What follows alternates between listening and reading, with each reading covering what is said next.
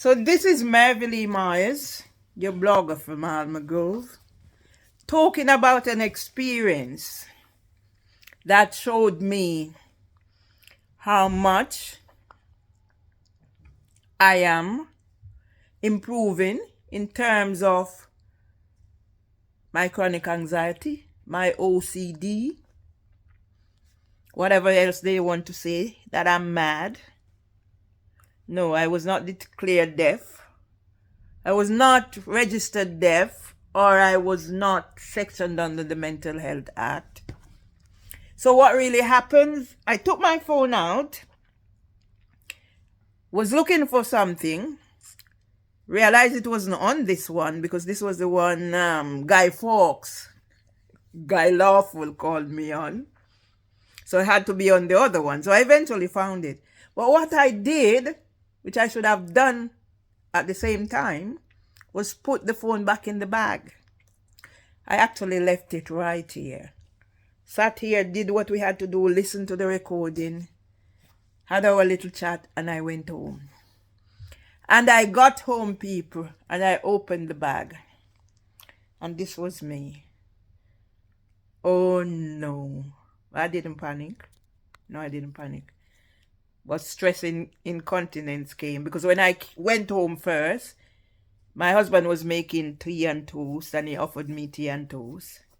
So that's when I came back from the kitchen because I always go and greet him. Whenever I'm coming out, I'm not here now. Go back, make sure, because he's traumatized and worried about how long I might be out, what's happening.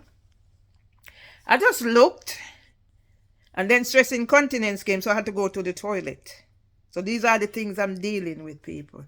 And like the passport, I just said, oh no. But I was managing better this time than the passport because I know exactly where I left the phone. With the passport, I know definitely they were gone. So yes, I took up I know H wasn't going to answer her phone, so I said it doesn't make sense, and she doesn't always look at her WhatsApp. I went online hoping that I would probably try and contact via Twitter, but then think better of it. So I picked up my BT house phone because all my things are BT. I try to keep things in one place, and I rang it and it went into messaging. So yes, I'm back. And I'm just showing you. But yes, I even voiced it loud inside my house and at the bus stop because I had a little wait. But my Tom made me tea and toast. So all I could do is put the tea in this and wrap the toast in this. So that's all I've eaten on the way whilst I was waiting at the bus stop. So I'd actually finished it before the bus arrived.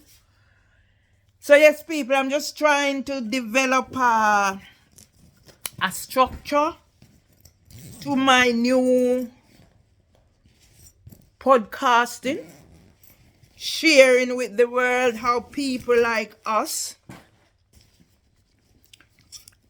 I'm the talker for us, and I'm looking collaborators, how people like us manage to stay strong despite all that's been happening.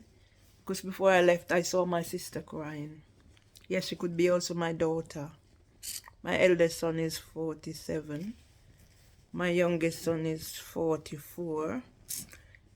On the 9th of February, it will be 44 years since I lost my father. Prior to that, about probably a 10-year Parkinson's. Seeing my father, who could balance a broomstick on his finger, just going down. As my mom said, he didn't suffer. Parkinson's did not defeat my father. He had his God and he has his Christianity. And that's why I'm sometimes so much against God. Not that I'm against God in that form of a way. I'm a Christian. That's my belief because I knew the God that sustained my parents, and especially my father. And my father did not lose anything. His Christianity and his God kept him going. But during that process, I lost some of what I was brought up in terms of people said, do not question God. And I know God wants me to question. I put on record I passed Bible knowledge with credit before going to secondary school, so nobody can fool me with the Bible. First book I got from my father was a Bible. My father also had a Bible depicting, so it's pictures. Big Bible, stories. So like I remember one in particular is Samson standing before that whatever. So that's how I developed. I think I developed some of my skills around putting things, especially when I was taught to do children's learning journey.